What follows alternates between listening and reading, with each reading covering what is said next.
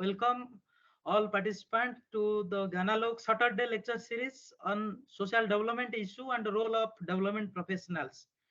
Today, we have with us Dr. Manoj Pattanaik. Dr. Manoj Pattanaik is currently working as an enterprise development specialist with the Tetra Tech ARD, Delhi, India. Dr. Patnaik has completed his master's degree in social work from NISWAS, Bhubaneswar, Odisha. After completion of MSW, he has also completed his PhD in social work. Dr. Manoj Patnaik has over 30 years of working experience in the field of community forestry, community-based natural resource management, traditional ecological farming, climate change mitigation and adoption, community managed enterprise in agriculture and forest management through cooperative and producer organizations, and many others. During his work, Dr. Patnaik worked with a number of national and internationally reputed organizations. To name a few, he has worked with the organizations like USAID, SIDA, Ford Foundation, European Commission, Oxfam, Missler, Indo-German Social Service Society, Concern Worldwide, and NORAD. Being a student social worker and Hang professional on, hang social on, worker. hang on, Mr. Pradeep. I have not worked for many of these organizations, but with their projects. Sometimes as a consultant and also with their projects, not directly worked with them. I think that I am a social work practitioner, that's all. So yes, being a social work practitioner and professional social worker, he understands the issue and opportunity for social work as a profession in India. Alongside working with international organizations for about 3 decades, Dr. Patnaik understands the crucial role of international NGOs in social work promotion in India. Out of his vast knowledge, today Dr. Patnaik will tell us about the role of international NGOs in promotion of social work in India. On behalf of on behalf of Gyanalok and all participants present in today's lecture, once again I welcome Dr. Patnaik and request to address the audience. Over to you, sir. Thank you. Okay. Thank you, Mr. Pradeep. Thanks a lot, for inviting me. I'm not really a right person to talk about INGOs. I've never worked with them as a kind of their staff, but always a consultant and with their projects. But what I thought, because I have seen in last 30 years, the kind of, change that has happened in the sector. And also that's what I thought, I will not use any kind of research done by others. Rather, I will use my own experience to draw up a kind of, analysis and inform you. It might be wrong or right, I do not know, but whatever I felt, I would like to really bring it for you. And before that, I would like to say that, when in my discussion today, I will limit international NGOs as, I mean, we will not include UN agencies, we will not include bilateral and multilateral agencies. Basically, when we talk about INGOs, largely we know who are really present in India. Oxfam, Maxonad, Ford Foundation, Major EZD, Indo-German Social Service Society, and many, I mean, more than 100 agencies do support different kind of, civil society action, research, documentation, advocacy. So I would prefer that we will discuss today mostly the work of the INGOs. And let me also say that I have related their work to professional social work, especially following the definition of International Federation of Social Work. Because I'm not saying that, because as such, let me just make it very clear that INGOs never had really contributed directly for social work education. Suppose we talk about MSW course or BSW course, they may be indirectly supporting them. They may be conducting training programs on professional social work, but it's not that. But to practice, definitely all these international agencies have contributed significantly. So that is what I just wanted to mention, that we will limit our discussion to certain things when as social work practice. Third thing, I would like to see that what are the kind of challenges that also we are facing right now, the sector as well as the international agencies. Then go on to the next,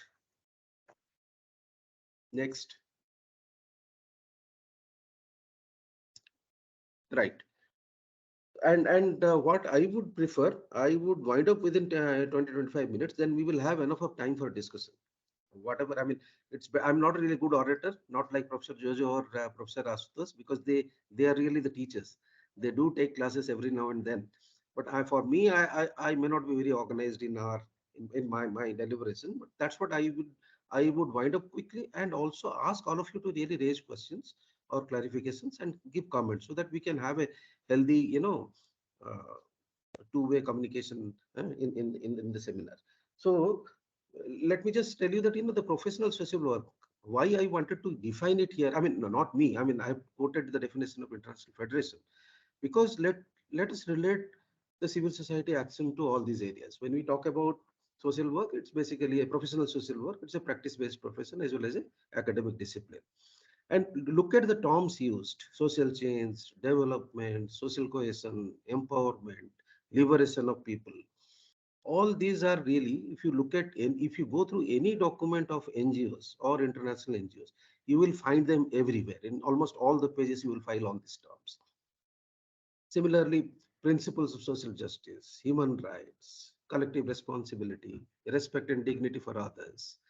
And all these are, I mean, these are all very common terms people working in the field of social work, whether they are professional social work or they are really voluntary social workers. Similarly, professional social work does talk about really structural changes. And structural changes related to what? Related to particularly well-being of the society, well-being of the downtrodden people or poor or disadvantaged, or any vulnerable community is vulnerable to different kind of challenges. Next.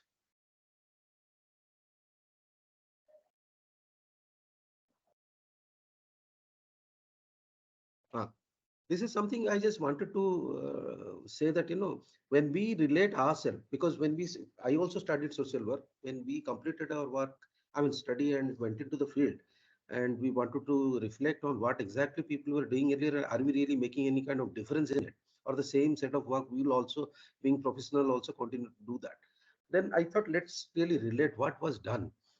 And Professor Jojo is there. He would be in a better position to tell us, because the first school of social work was started by a foreigner. Honestly speaking, I mean, not as an institution. Suppose if you all might have really heard of the name Sir Clifford Mustard. Any of you have heard of him other than Bipin and Asutosh, of course? Anybody in the audience? Sir Clifford Mansard. Participants, please respond. किसी no ने सुना है sir इनका नाम? नहीं sir नहीं सुना है? No sir Right? He's basically an American sociologist who was the first, founder director of Tata Institute of Social Science. That time, actually, it was not Tata Institute of Social Sciences. Bipin will tell us what exactly it was there. But he was the person who really worked with industrial labor for 10 years. Then he was working with Sir Dorabji Tata Foundation, which also led to the formation of a social work school. And later on, it became TISS. So when we say professional social work, almost like late 1920s and late in 1930s, the concept of professionalism uh, in industry sector and working with laborers, working with people who face in the formal and informal industries really started. Then later on it went to, I mean, then the TIS came in. It was the first social work institute quite for a long time. Later on, then the 80s and 70s and 80s, we saw quite a lot of institutions. But when we also looked at the missionaries and their work, I find them, they are more organized. Although they were doing charity, they are doing basic social service, but I found them, they are more professional than now currently some of the NGOs are working. They do really follow principles of maybe American professional social work or whatever. But I found their work, the way they were organized, the way they did the analysis of, I mean, they did the societal analysis, they did draw up their plan. They may be limited to really certain sectors, health, education, or basic services, essential services. But I found their work in certain extent were quite well organized. Then 60s, we saw a lot of international NGOs. Why I'm saying missionaries, because they came from different countries: UK, US, Poland,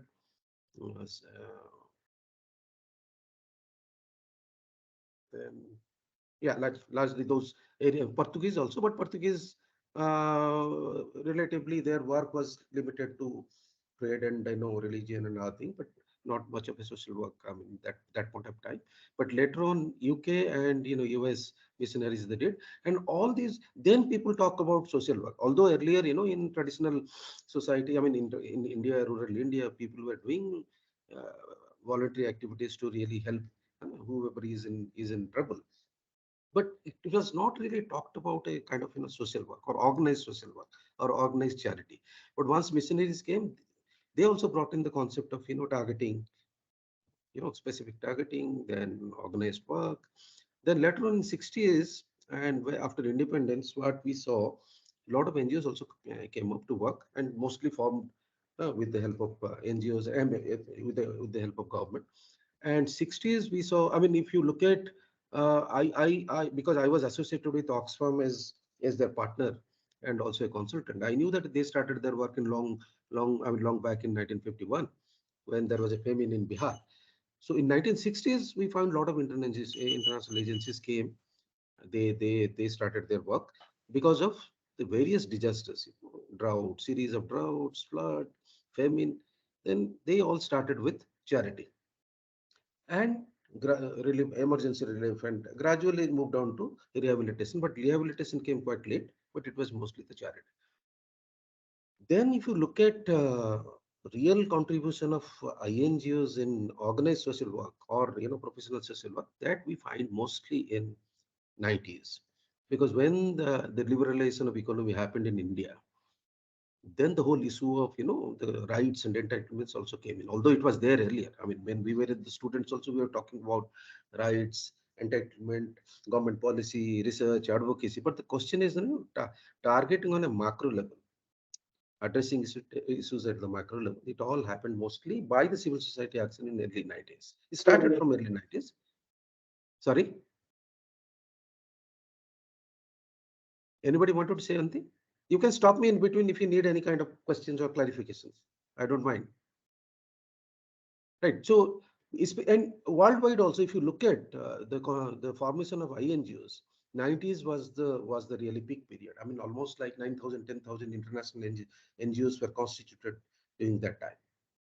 And in India also, of course, we saw a lot of international NGOs started talking about, aid and trade, then rights of the poor, markets for development, private sector engagement.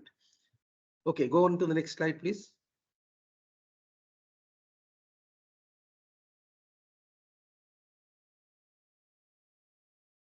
And currently, what we see, I mean, in the major civil society action supported by international agencies, we see also a major change. People really talk about systems change. People talk about facilitating system change. People talk about more about social justice, economic justice, climate justice, gender justice. All these things came on. I mean, every now and then you keep on hearing in any meeting or any document prepared by NGOs or international NGOs, you will definitely find all these terms mentioned quietly. And of course, they're working on this. I mean, both international agencies and also the local civil society action. All of them really dealing with all these things. And gradually the environment also came in because people were talking about purely development. Then suddenly the rider came in that, our activities are whether sustainable or not, whether it is addressing the environmental concerns or not.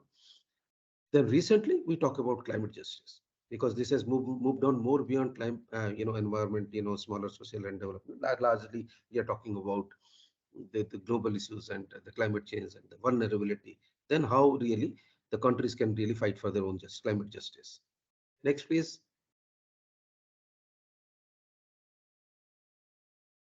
Yes.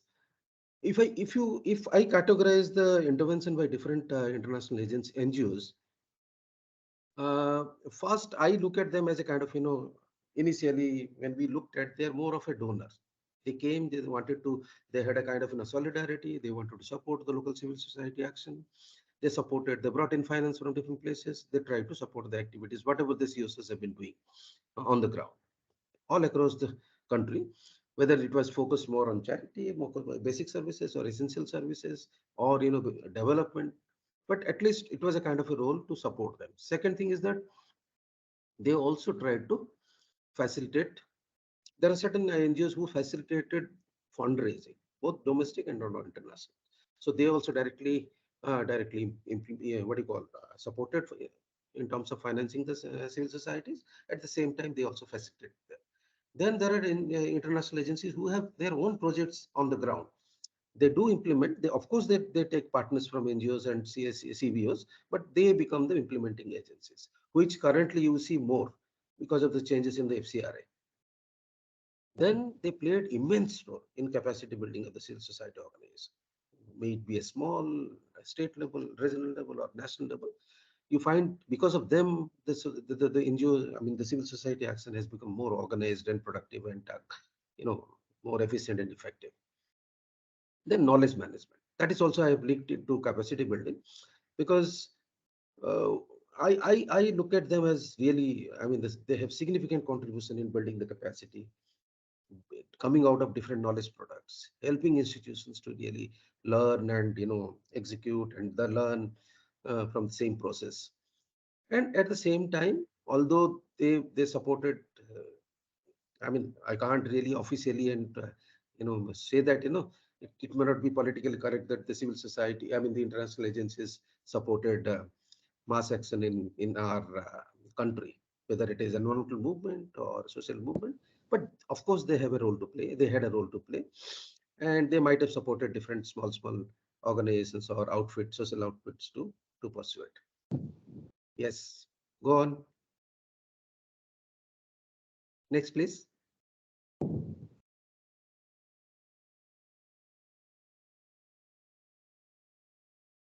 You can, Pradeep Babu, slide টা কোন ছোট হয়েছে।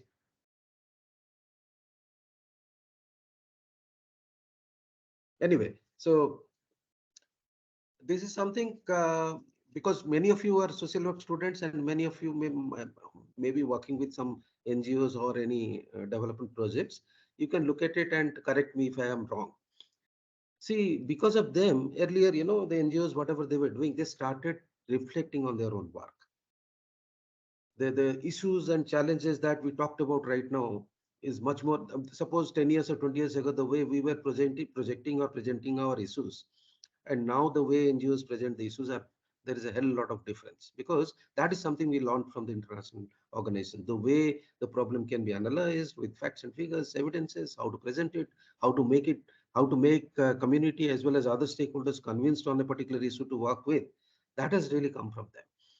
Then different kind of participatory approaches also came from there. It's whether it is for project plan, whether it is for project area assessment, whether it context analysis, whether it is for project planning or implementation, monitoring, evaluation, documentation, reporting, all this, the skill set with the civil society or the changes in the institution of civil society action has really come from them. I would say that it has really come from them. You may agree or may not agree, but from my experience, I have seen that, it's because of them, then, the institutional capacity of many civil society organizations have really improved, changed. Then they also help the NGOs or civil society to really move on from voluntary social work to professional social work, inclusive and sustainable development, and now mostly the environmental and social governance. Because now they are also questioning. They're questioning: are you really looking at environment? Are you looking at the issues? So are you addressing all issues when you plan a project? I remember in the late 90s, there are agencies, I don't want to name them. They came up with that whether your budget is, I mean, whether you have done a gender budgeting, auditing, environmental auditing in your proposal. Late 90s. Then suddenly we realize that wherever we prepare a proposal or any kind of intervention, we need to really look at the environment, social and environmental assessment, then financial auditing from this perspective, financial auditing from the perspective of a gender, I mean, basically gender framework. Yeah, yeah. Then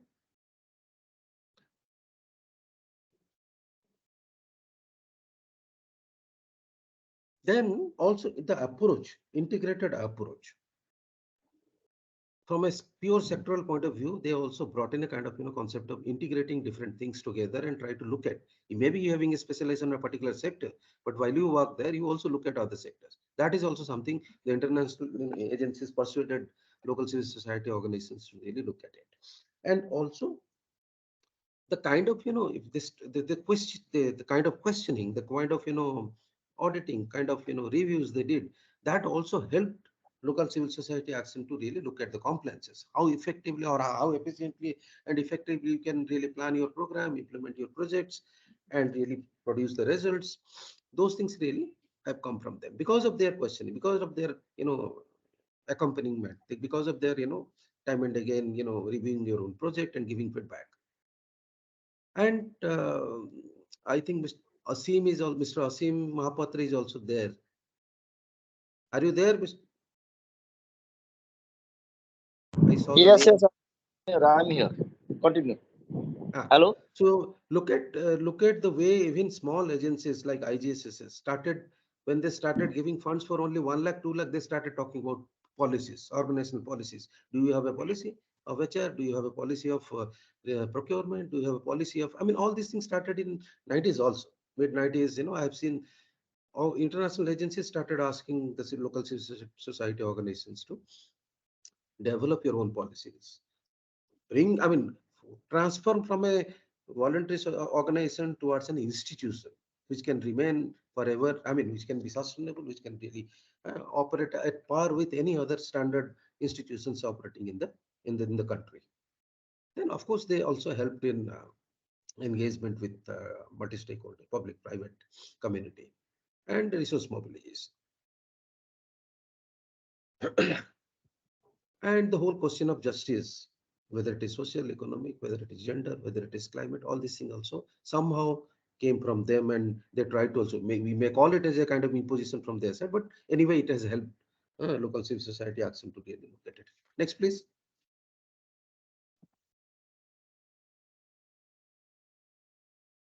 Ah, why I wanted to put this slide here, because this is a clear example how the INGOs have influenced. Because I also have worked on livelihoods quite for a long time. Initially, in late 80s and early 90s, when we talk about livelihood, we purely talked about vocational training or a small income generation activities, IGS. We used to write in our proposals, income generation activities, IGS. It may be a small, I mean, we never thought of market. We never analyzed whether the resource raw material, I mean, both input output analysis were very limited. We thought of skill sets can be transferred, and then the community or the target group can really manage any income generation activities. But look at, and then suddenly it came to an enterprise.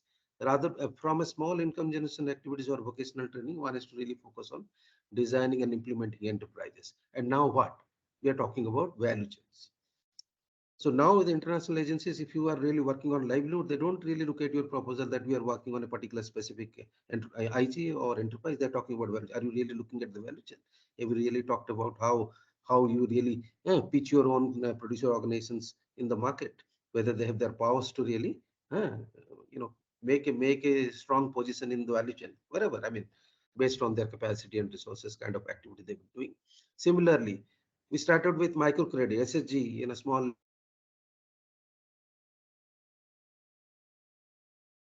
any kind of finance solutions. So all these things has happened because of the international influence. Of course, domestic agencies also, I mean, they learned from it and they moved on, but largely it has also been guided by the support from the international agencies. And now we are talking also more of social enterprises. Then whatever we are planning, the climate resiliency has been now talked about. More emphasis is on climate resilient, whatever we are doing, climate smart agriculture or forestry or any other enterprises we've been talking about. Yeah, move on, please. Another 5 minutes, I'll wind it up. Yeah, this actually I just wanted, I mean, I sorry, I haven't really taken permission from Oxfam to quote this. I have just mentioned it, but I think it's only for our understanding, because I don't want to really promote any individual organization or any. I just, because I have seen their work more closely, so I thought let me really give a kind of understanding how Oxfam has really uh, influenced the social work action or civil society action in India.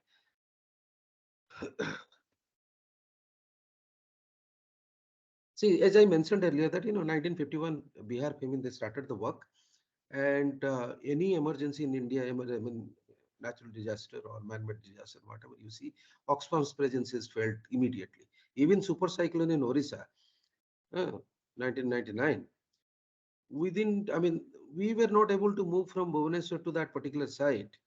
Uh, but second day they were there to really, uh, I mean, second or third day they were there really to provide essential services, drinking water especially they were providing. They had their plant set up. They flew from UK. Imagine the kind of professionalism they have, the kind of network they have. Within 3 days, the local organizations were not able to reach to the field, but they were there to provide services. Basically, emergency response. That is something not only Oxfam, many organizations really do. Here, ActionAid and many agencies have their skills. I just wanted to give an example. Then in 90s, we saw they talked about more about justice. They had their own. If you look at their strategic plan, that time they were talking about how to really make poverty history. They were talking about fighting poverty, injustice, and inequality, demanding rights and creating opportunity. They had their specialized program on economic justice, gender justice, essential services. So, and why I wanted to also mention them, because in when I started my work with not started actually. We were part of a team to form an organization called RCDC, Regional Center for Development Cooperation. And I went to West Orissa to start our activities, field-based activities in 1993. And that time we saw Oxfam late 70s, I mean, like 1976 to be precise, to 1984, 85.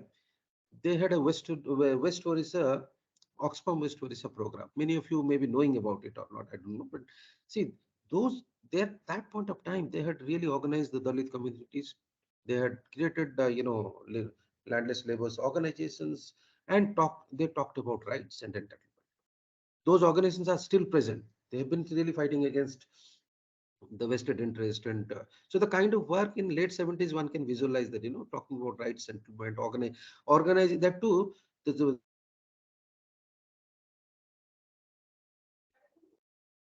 Fight against the majority. That's something that they did quite well in some of the villages. I still keep on hearing from our local colleagues from there that these organizations still present. They do quite a good work in their own communities.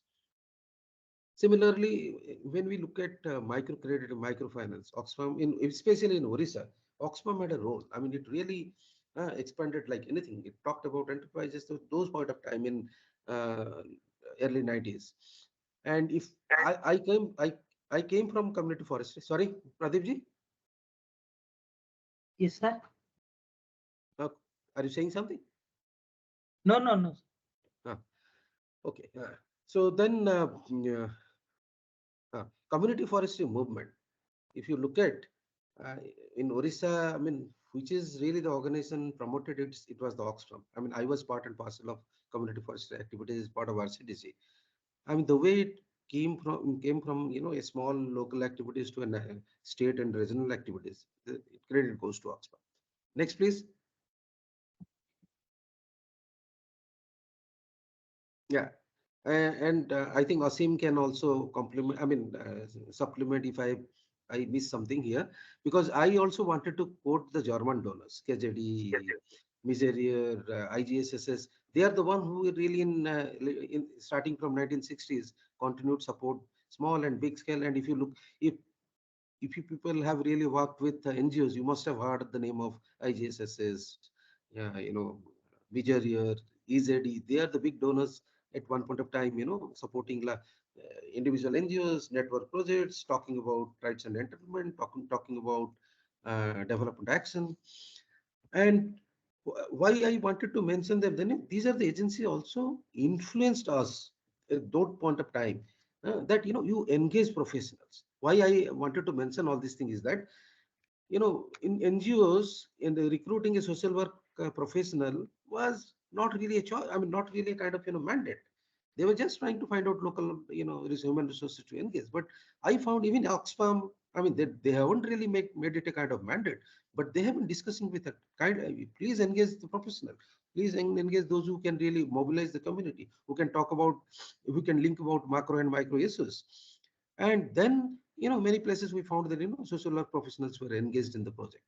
Even in Orissa, not only in Orissa, in other places also we found these agencies, they themselves hired for their own program. They also asked their NGO partners to really engage social work professionals. Next, please.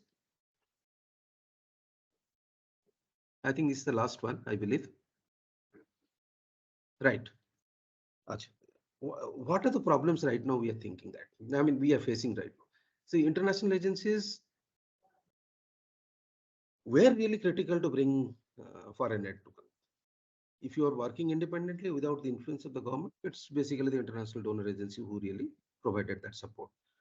Starting from 2,500 crores annually in mid 90s, now almost like 17, 18,000 crores or 20,000 crores is being pumped in by the international NGOs. I mean, not international NGOs, all international agencies together.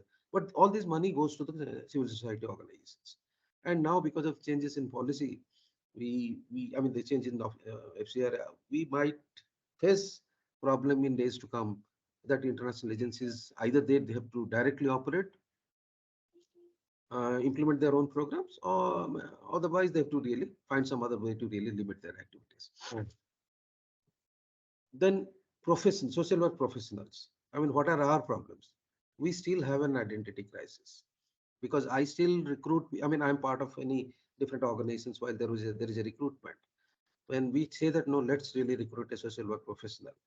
I mean, we have to fight within the recruiting board, saying that the social work professionals are needed because we have other professionals also coming into the field. It can be rural development, it is management graduates, HR graduates, environmental science people, forestry people. So we still have to build our own credibility and also own image and identity. Then I think we will have a, because see, international agencies, how many people they can really recruit. They have their own limitations. NGOs also, they can recruit, but why do they want to recruit? If they don't find social work professionals are really some, I mean, the human resource which can really bring significant changes in the organization and its sphere of implementation of work. So this is something and I think our associations have not, I mean, sorry to say that, may not have done adequately to see that social work professionals are also engaged, because what they tried to see that the government engages them more. But we also have a civil society organizations, 20,000 agencies implementing different activities in the country. They are also a big recruiter. Have we really made a dent to make them a kind of a mandate to engage social work professionals? Then now CSR agencies, they are also a big opportunity. Look at 15, 20,000 crores annually they will be spending on, I mean, they have been spending on CSR. This is a big opportunity for the professionals to really work with them. I think that's all from my side. I maybe need 5 minutes more. Sorry. Over to you, Mr. Pradeep.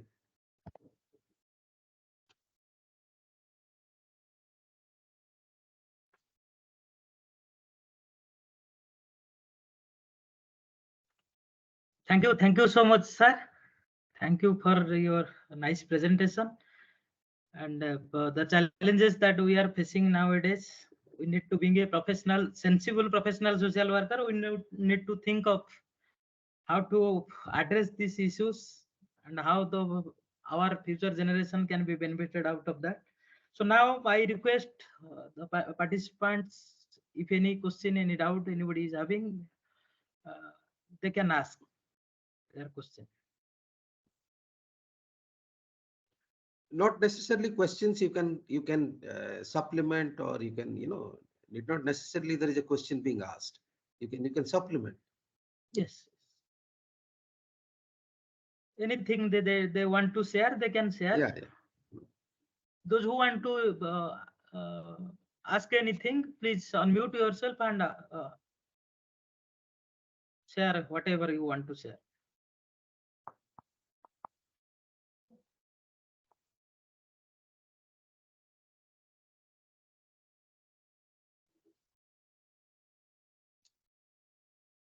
क्या हो गया?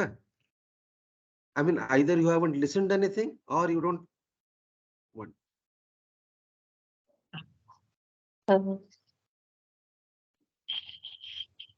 Shall I add? Please, Astos, Hello? please. Sir, actually, Yes. Manoj Somebody is had- asking. Hello? Asim, Asim sir is saying something. yeah, please go on, go on. To tell actually, just to add something, Dr. Manoj has already completed in A to Z, he has covered all. But I will tell little bit that key international NGOs also are influenced by the context of NASA, I mean local as well as the international scenario. So where it goes, I mean Indian context is different and the international global is different. They have to also compete themselves. So they are working not in isolation, they are helping. Yes, the days are gone.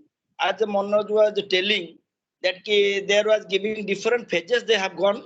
I think it was more or less, I mean, long days back, focus was much on health, education, and welfare activities.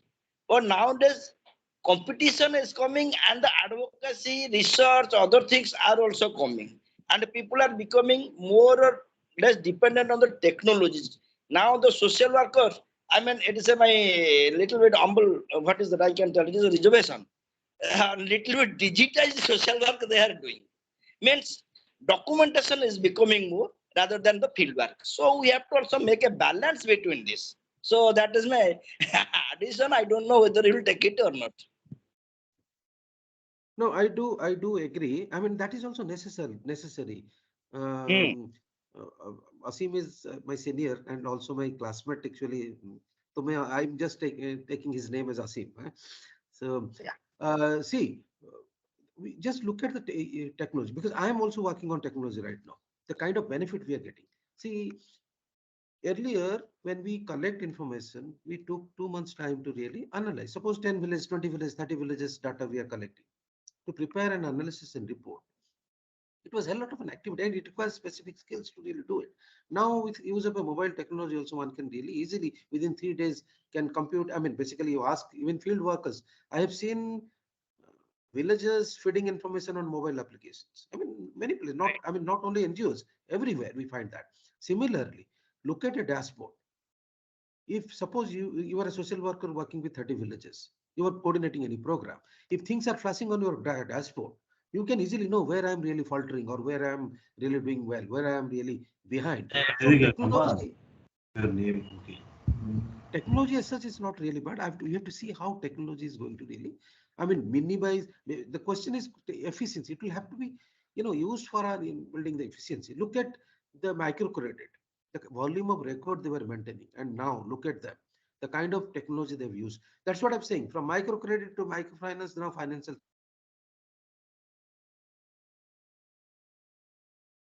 activities also. The villagers are using them through a mobile that they would use to be planning. You are on mute yourself. You are on mute. No, actually, my suggestion is that actually, yes, it is all right that technology is very much required nowadays, unless otherwise we cannot take it, I mean, cannot reach or it cannot be impacted more. So, but the balance should be there because sometimes, very recently, as you know, I have gone being asked by a agency to make a study, but they are telling, yeah, you will do the participatory assessment. Well, when you are doing the participatory assessment, then when you will give the little bit negative things, they are not open to that. No, it is again you have to document the things. Man, sometimes we are anyway. Man, they are very much interested for their laurels, not the things. The real why it has not impacted much. Anyway, so that is and the balance should be maintained. Use the technology for your own learning. Use the technology for ease of work. Use the technology for dissemination. Earlier, social mapping we were doing and we were not able to circulate. Now, what has happened? You take a photograph, circulate through WhatsApp. All the community members can see their map. They can find it out whether resource map or social map is correct or not. They can give you feedback. So the question is, are we really using that? Exactly. So you have to find out how to really use technology for, that's what I'm saying, understand, developing deeper understanding, making ease of implementation, communication and dissemination. Those are the areas one need to really focus on. Right. Asutosh, you were saying something.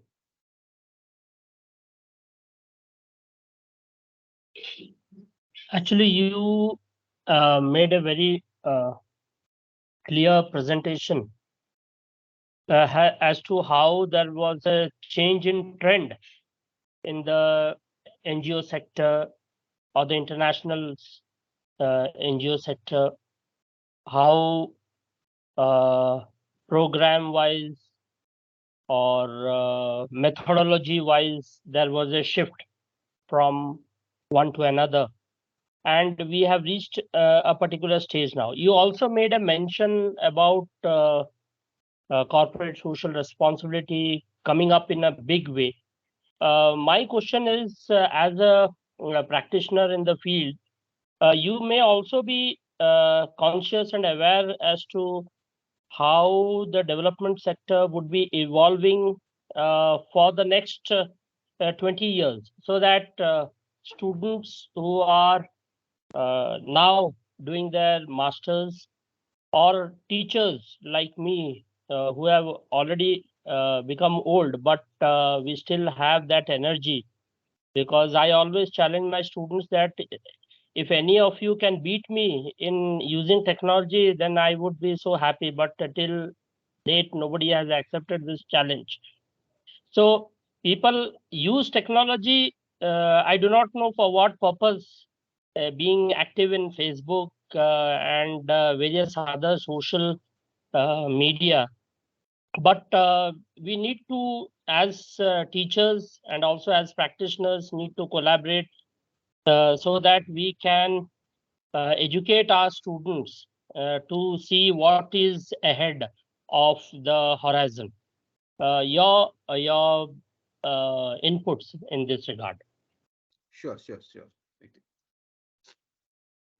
Yeah. Any other questions I can take? Then I can respond, or I can respond right now. Yes, sir. Also. Yes. See, Asutosh, one thing is very clear right now, that the way we have the way of business, that is, I mean, business as usual will not continue. Very clear. I mean, both from, if you look at both public and private sector, the way we were working, the work culture, the way the projects were designed and implemented, we have to have a sea change. Now look at what is the major challenge. We are all talking about climate change, climate justice. Many international funds will, I mean, finance will also be related to that. And climate change is not necessarily only we talk about forest or land and everything. Even a small enterprise can be what do you call planned in such a manner to see that resiliency built. I mean, the climate resiliency is built into it. A farmer is doing that. A farmer, while designing a cropping pattern, he or she is also looking at that. How to really see my crop is going to see that. The question is, right now we'll have to look at what are the emerging issues that the country is going to face. And in India, we will be the most vulnerable, because both sides we have coast, we have mountains, we have earthquake, seismic zone. I mean, these things will continue to rise, and at the same time there will be situation like, I mean, nothing to be recorded, nothing to be quoted. These are purely personal. That the governance system is also rapidly changing. The way we were able to really openly, frankly analyzing issues and challenges, publicly saying those things are also now. That is what international agencies, the way they were really coming up with a kind of policy brief, making presentation, doing media advocacy. Gone are those days. It may be, there may be some changes even eventually, but currently these are. So we'll have to find our students and our civil society action to tailor a government is going to be the major donor, continue to be the major donor. CSR funds are continue to be going to be the major donor. I tell you.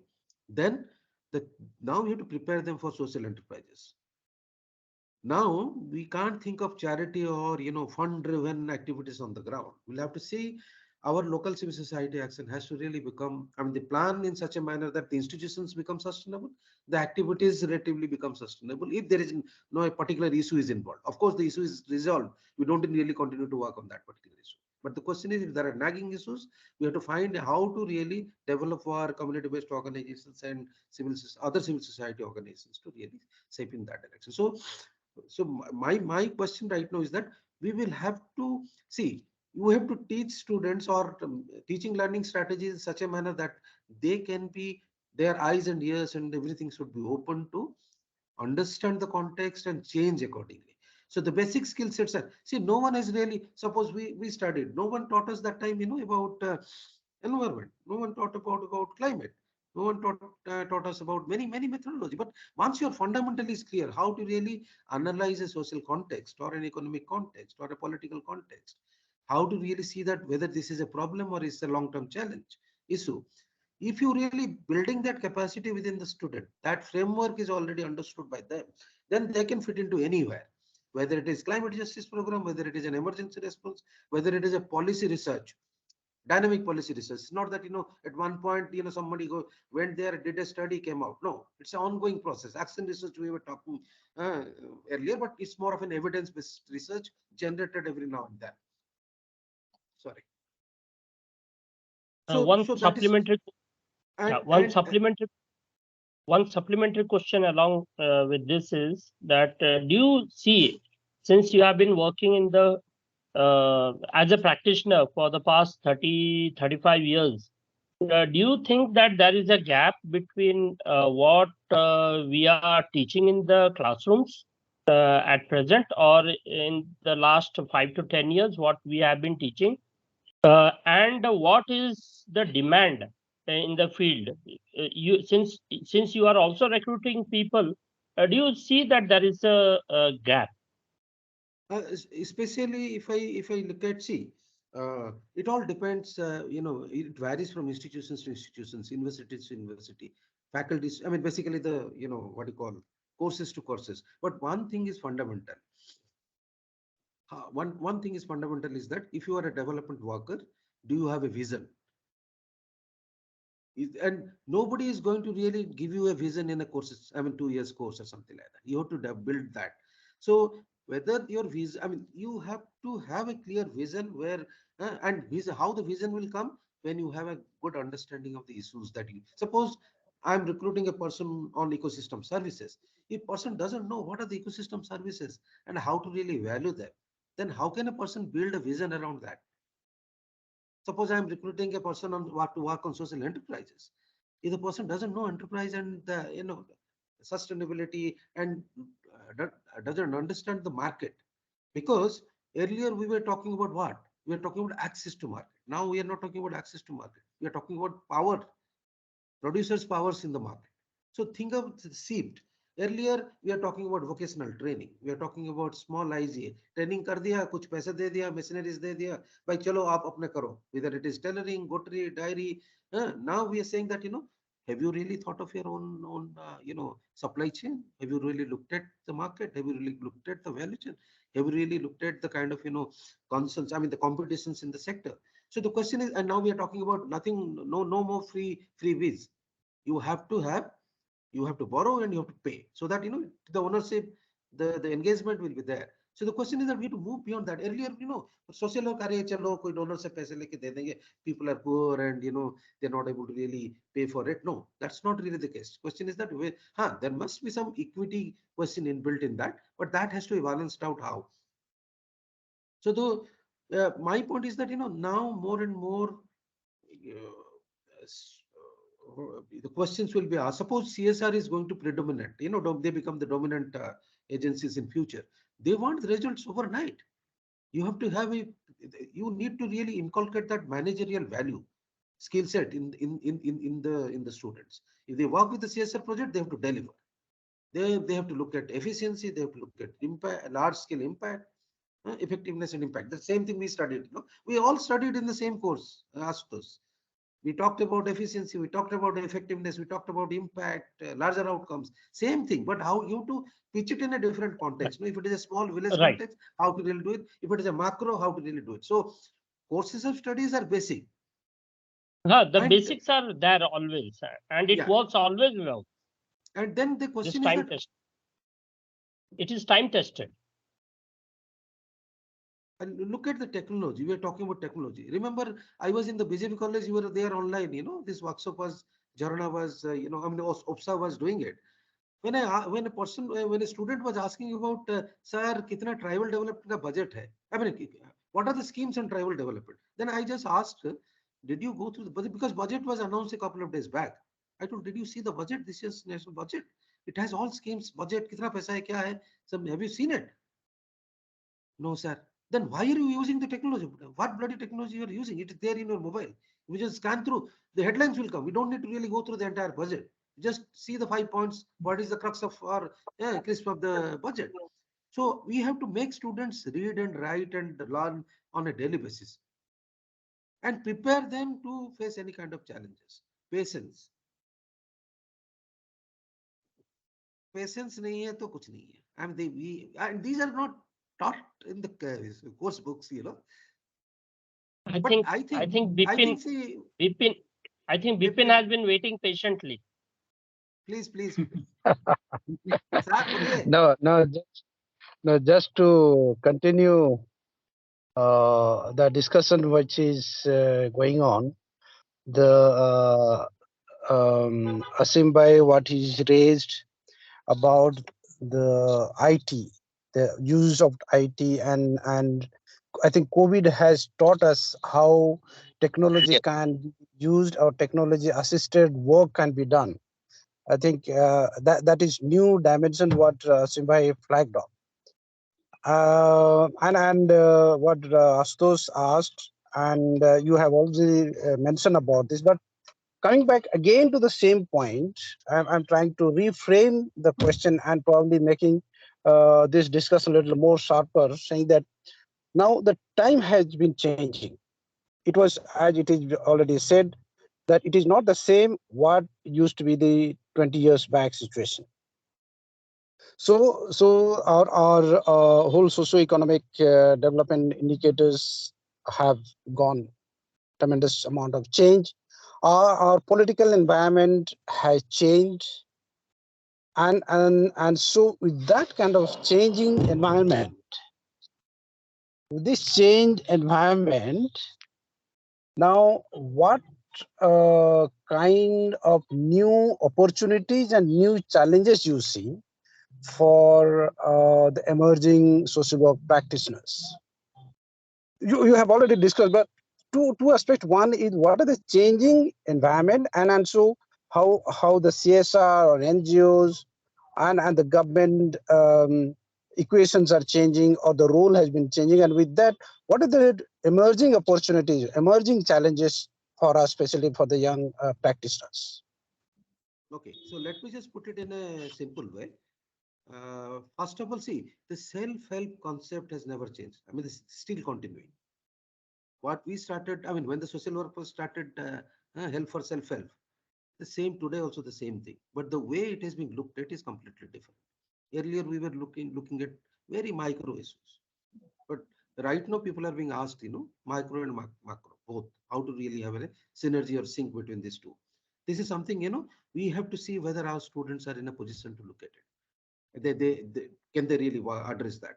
Or then if you look at the CSR, because we are also evaluating projects. So I also look at CSR activities in I mean, I just try to understand them. What they need. They need a person who can really, who can have a thematic understanding, issue or sector or something like that. At the same time, a person has to be in a position to really deliver within a given point of time. They don't talk, they don't want to listen any stories. They want actually results to be then number two, results may not be a smaller results. These are macro, I mean, basically impact, which can create impact, larger impact. Then fourth thing is that resources. Now everybody wants, if I pay 5 rupees, will you be in a position to mobilize 15 rupees or 20 rupees? This is something we never earlier thought of.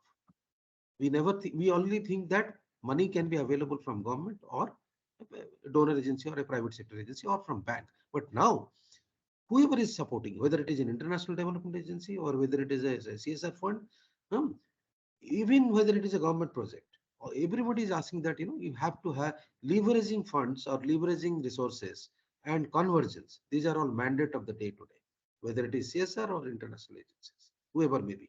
So earlier we had I mean, our students also, I mean, the social work students, I don't think we have been really taught a lot on how to really look at the resource, how to really leverage resource, how to bring different organizations together to work on a platform. Although we talked about network, we talked about helping each other, but the question is now completely different. Within a given short time period, we'll have to really produce result, and you also bring different actors together. You have to take activities on a scale, create larger impact, and bring money. So that's what the management graduates really fare well. Right, Bipin? And future is enormous, I tell you, because development sector will remain from conventional, social services and essential services. We will move on to more emergencies. We will move on to more social enterprises. We will move on to more, higher level of, what do you call, economic activities. That will be there. Yeah.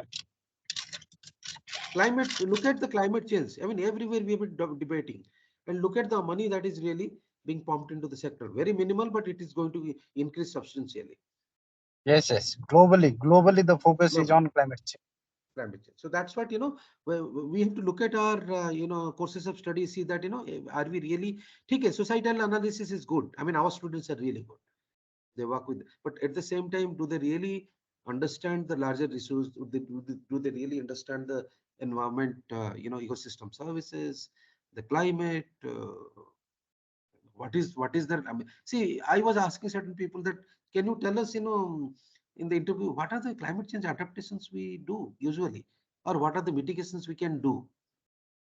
I completely messed up. Although environmental, I mean, there were a couple of environmental science students. The question is that, they are just stick to their books, maybe. I don't know. They're not reading other things. Vipin, did I answer your question? Or? Yeah, absolutely. No, the discussion is already been there on this direction only. It has been happening. Just I wanted to reiterate these points for our young. I also want to confirm that opportunities are enormous. Because, see, these problems are going to escalate. And people will not be dying for, food or shelter or something. Those things are not there. But they will be facing tremendous amount of other kind of challenges. Look at water. Kya hoga, I mean, after 20 years, what will happen? Are we really thinking seriously about it? Look at the map, groundwater map of India. More than 50-60% are still in gray zone. So are we really doing that kind of adaptation and mitigation activities by ourselves? Some people, even my family, whenever they receive messages, from the government nowadays, the messages come: switch off your fan, switch off your light, switch off the plug points that need to be switched off because they can. But do you know if that is followed, amount of emission that will be reduced? हम लोग हंस रहे हैं कि भाई छोटा छोटा चीज क्या बता रहे हैं ये सब चीजें, but are we really doing that? If there is just one drop of water leakage, are we really responding to it? It's a small thing, but we are contributing to a very larger issue, which is there is no solution to address them. एक पौधा लगाने से क्या होगा? अरे एक पौधा लगाने से तो 1 crore लगाएंगे तो there will be 1 crore plants coming up, and they will automatically regenerate another 3 crores. So small or big, don't look at it. If you can make a small beginning also, that's going to contribute to the whole box of solutions. So students have to really, they have to really open their eyes and they have to think big, broad. Then they can learn. If you become, specialization is good, but the framework should be wide enough to really accommodate everything. ऐसे नहीं कि जब भी now we are going to a neurosurgeon, वो अपना is not going to give you any medicine for fever. No, that should not be. Yes, Astos, you're saying something? Okay. No, Yeah, I think it's fine. From the audience, I request those who want to will ask any question or any doubt they have, please unmute yourself and ask them. I want participants to raise their issues and ask questions, because what is going on in their minds, we are not able to know. Until and unless you put questions, raise questions, we will not be able to either guide you, or will not be able to understand as to what is the real problem in which you may be, or the issues that you may be and challenges that you may be facing. So it is always good that you raise issues and questions. Please come forward.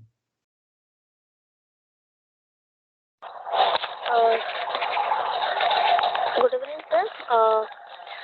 मेरा question ये है कि अभी जो discussion हो रहा था कि professional social work Rani, please first you introduce yourself, then you ask what question you have. myself Rani Maharana. I'm studying MSW in first year at IMS College, Bhubaneswar. Sir, my question is, what is the suggestion towards the student, MSW students? Because there is so many criteria, and we are in just little bit we attend the field work. तो हमको क्या करना चाहिए? हम किस तरह You speak in Odia. Rani, you can speak in Odia, because sir is going to respond your question is on Odia also. ନାଇଁ କିଛି ଆରାମରେ ପଚାର, କଣ କଣ ଅସୁବିଧା ହଉଛି, ମାନେ ସୋସିଆଲ ୱାର୍କ ଷ୍ଟୁଡେଣ୍ଟ କଣ କରିବା ଦରକାର ବୋଲି ଭାବୁଛ ନା କଣ? ଆଜ୍ଞା ଆଜ୍ଞା ଯେ ଆମର ମୋର ତ ଏବେ ଫାର୍ଷ୍ଟ ଇୟର ଅଛି, ତ ଏବେ ଆମେ ସାର୍ ମୋର ଫିଲୋସଫି ଅନର୍ସ ଥିଲା, ତ ମୁଁ ସଡନଲି କୋଇନ୍ସିଡେଣ୍ଟଲି ମୁଁ MSW କଲି। ତ ସେଠି ମୋର ଆଇଡିଆ ନଥିଲା କି, ମୁଁ ଜାଣିଥିଲି ବାସ୍ ଆମ କଲେଜକୁ ଯେତେବେଳେ ଇମ୍ରାନ୍ ସାର୍ ଆସିଥିଲେ, ମଧୁ ଭାଇ ଆସିଥିଲେ, ସ୍ପିଚ୍ ଦଉଥିଲେ, ତ ସେତେବେଳେ ମୋର ଟିକେ ଆଇଡିଆ ଥିଲା ଯେ ସୋସିଆଲ ୱାର୍କ କଲେ ଏଇ ସବୁ କରିହବ। ତ ଏବେକା ସିଚୁଏସନରେ ଯୋଉ ପ୍ରୋଫେସନାଲ ସୋସିଆଲ ୱାର୍କ ଅଛି, ତ ସେଥିରେ ଡିପ୍ ନଲେଜ ଆମେ ଏଠି ଷ୍ଟୁଡେଣ୍ଟ ମାନଙ୍କର କଣ ମାନେ ସେମାନେ କଣଟା କରିପାରିଲେ ତ ଫ୍ୟୁଚର ଯୋଉ ପ୍ରୋଫେସନାଲ ସୋସିଆଲ ୱାର୍କର ଯୋଉ ଅଛି, ଆପଣ ଯୋଉ INGOs କହିଲେ, ଯୋଉ ଇଣ୍ଟରନ୍ୟାସନାଲ NGO କହିଲେ, ସେଟା ସେଥିପାଇଁ ଏଥିରେ INGO ସହିତ ସମ୍ପର୍କ କିଛି ନାହିଁ। ଆମେ ଯଦି ପ୍ରକୃତରେ ଗୋଟେ ଭଲ ପ୍ରୋଫେସନାଲ ସୋସିଆଲ ୱାର୍କର ହେବାକୁ ଚାହିଁବା, ଆମ ପାଖରେ 2 ବର୍ଷ ଆମେ ପାଠ ପଢିବାକୁ ସୁଯୋଗ ପାଇଛେ, ସେଇ 2 ବର୍ଷଟାକୁ ସୁଯୋଗଟାକୁ ଭଲ ଭାବରେ ବ୍ୟବହାର କରିବା ଉଚିତ। କାହିଁକିନା ଆମେ ସବୁବେଳେ ଭାବୁଛେ ଯେ କଣ ହଉଛି, ପ୍ରଶ୍ନ ପଚାରିବାଟା ଖରାପ, ପ୍ରଶ୍ନ ପଚାରିଲେ କି ମାନେ ଭାବିବ କାଳେ ମୁଁ ଜାଣିନି ବୋଲି କି କେମିତି।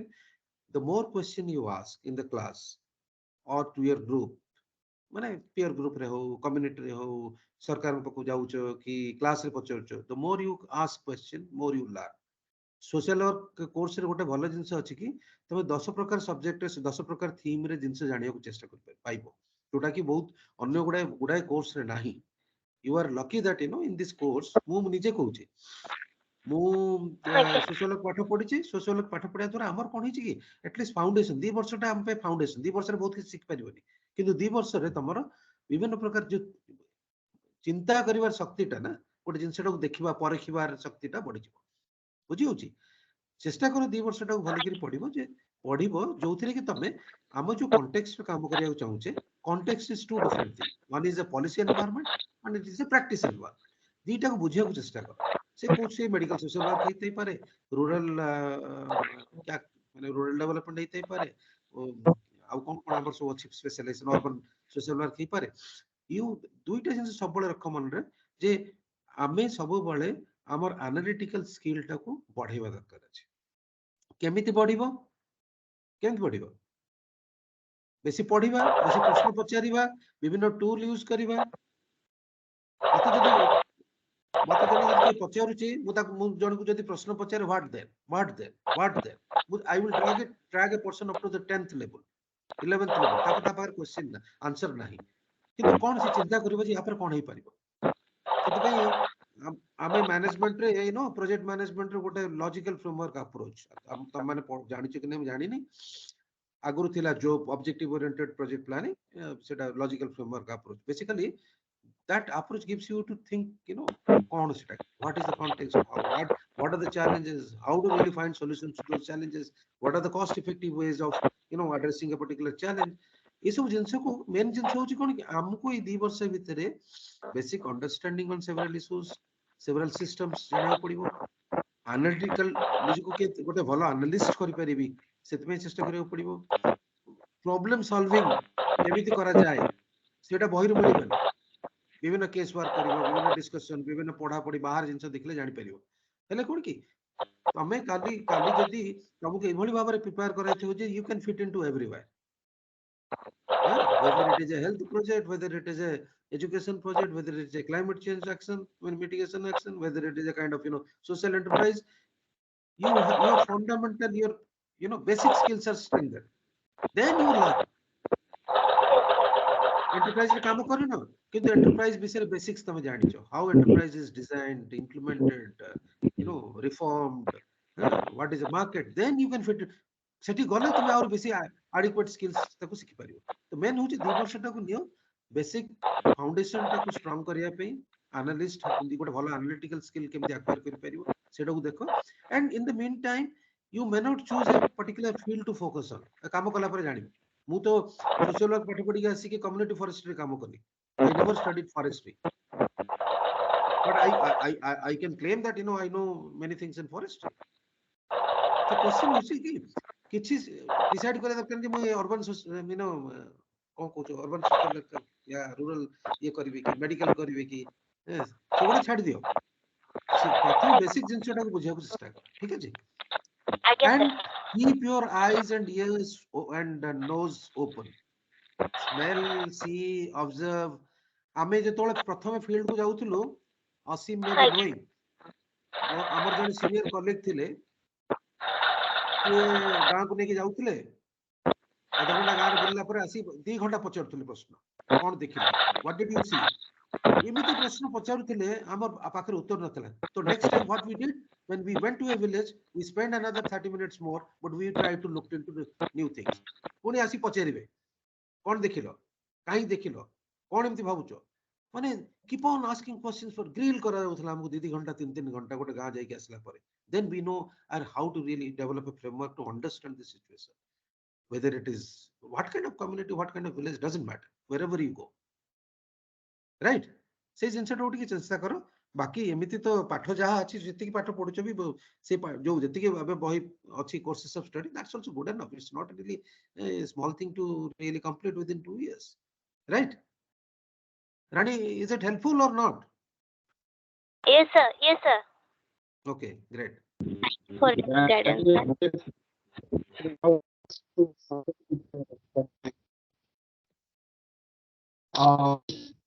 For the young students, for their purpose, three things to remember.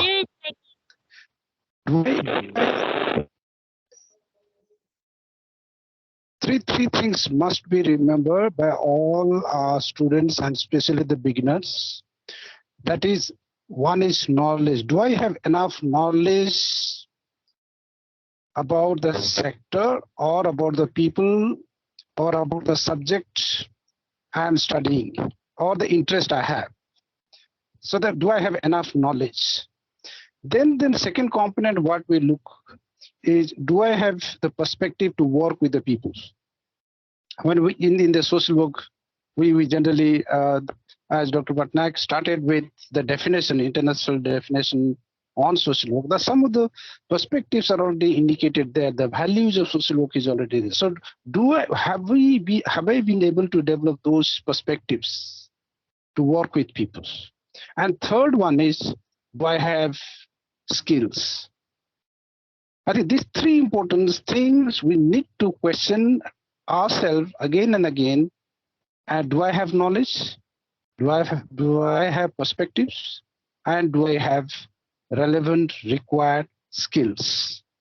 Because today, if you do not have skills, people will not value you, because you might have knowledge, you might have perspective, but if you do not have skills, I think you are not going to be there. There will be other professionals or other graduates who are good in skills. I think they do not have enough knowledge, but their skill set is very strong, and probably take over. So this uh, please keep it in your mind and again work on it.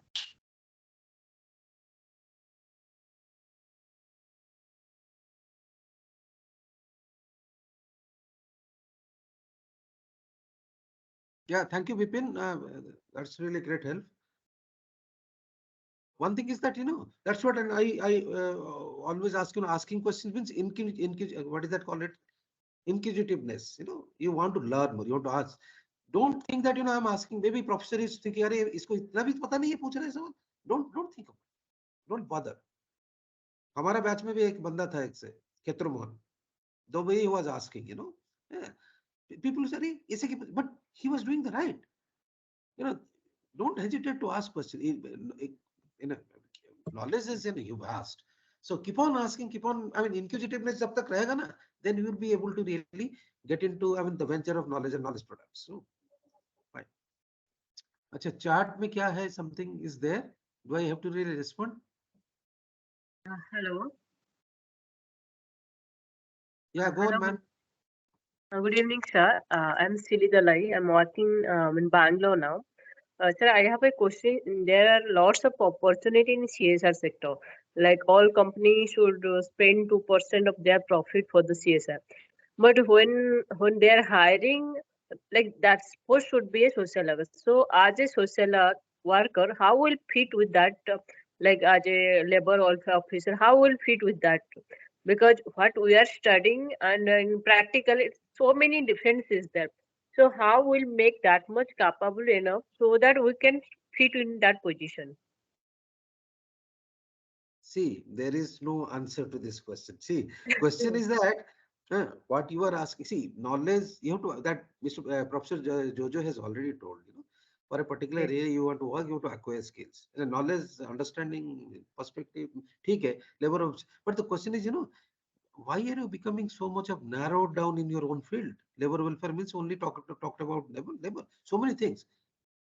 In the labor Yeah. community, have you ever thought of, how societal analysis is done back home, back their community?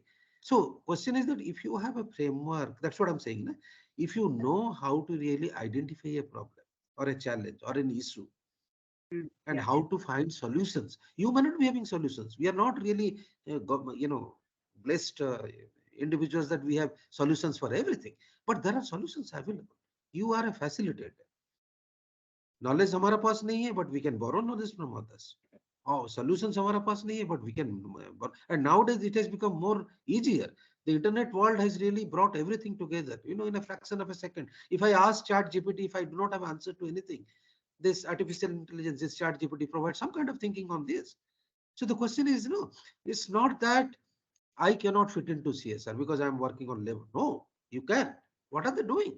They're also doing the same context analysis, identification of problem, finding solutions, how to really take up different activities which can add up to this solution on a scale and really achieve the result.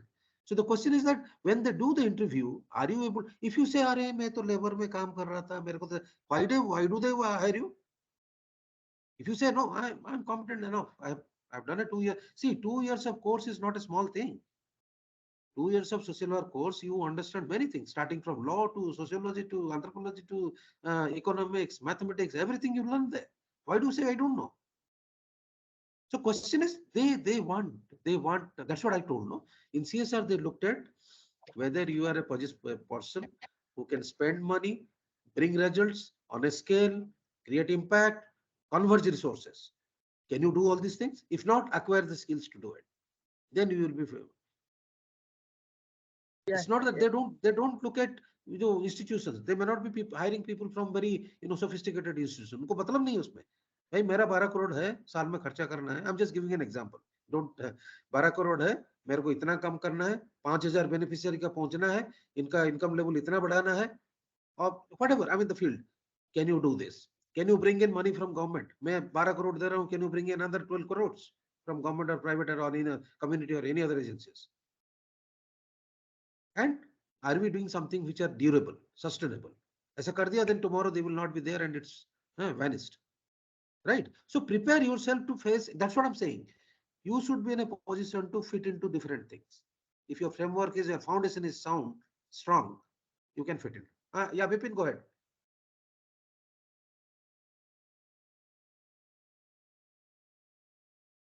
Okay, sir. Thank you.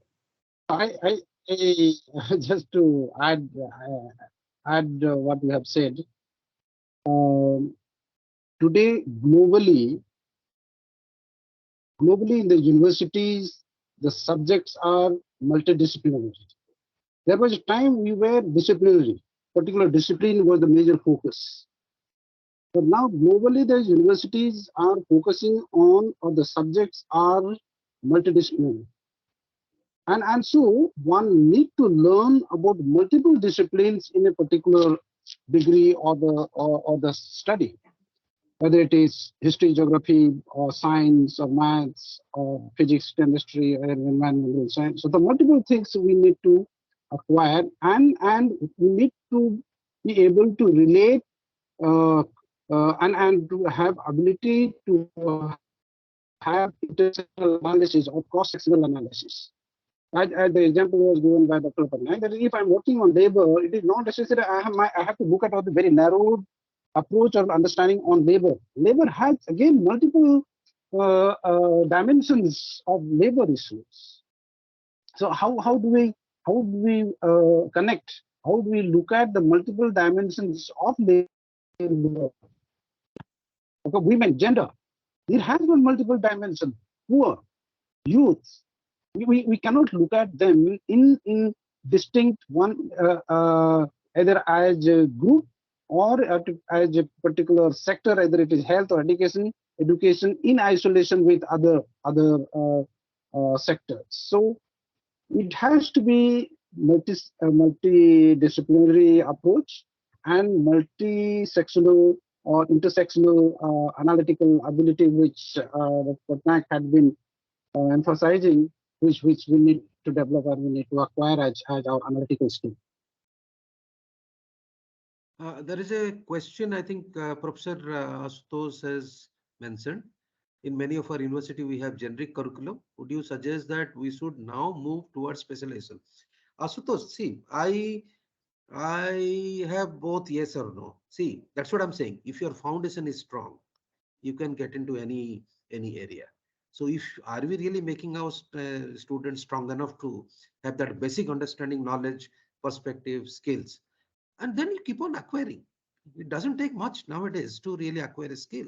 You keep on, but SNAK, you keep on completing 10 different courses. I've seen people are coming with 10 different courses. Doesn't matter. See, it's not really you get a certificate. You want to compete with others. बहुत सारे organizations में they don't look at your qualification also. Some basic qualification है कि नहीं है. Then how the person is presenting, how the person is delivered, how do they write. Nowadays, one thing has been they are asking interviews. Can you submit a 2-page note? We want to see how do you really write, how do you really comprehend issues or present issues. They ask to make you a presentation. Are we really do you have the skills to do? These are all basic skill sets. आप बोल सकते हैं clear भाई मैंने education में काम नहीं किया है, हेल्थ में काम किया है. So I will present a case in health. Then they will look at whether you have you have a perspective, you know things, whether you can deliver, you can. So those things can be done. So specialization, yes, you can. Only thing is that it can be additional. It should not compromise with the basic, foundation course that we are. Elective or 10 karo na kya dikkat hai?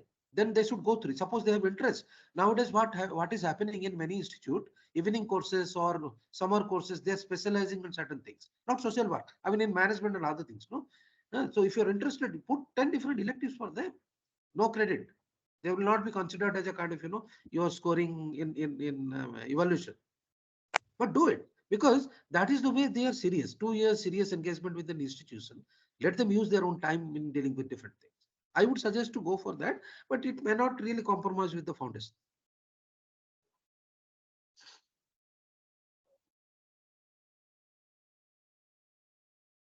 Thank you.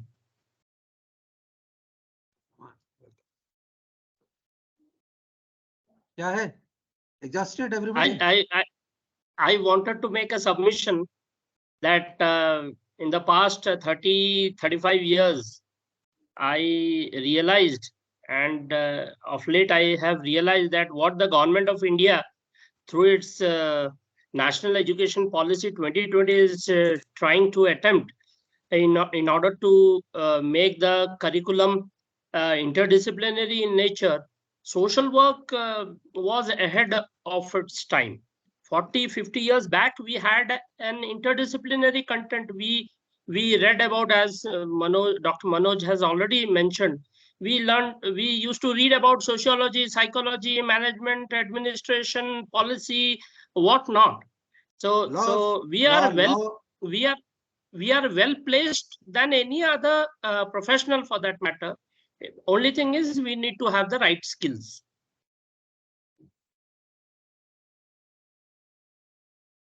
Yeah, I Yes. agree.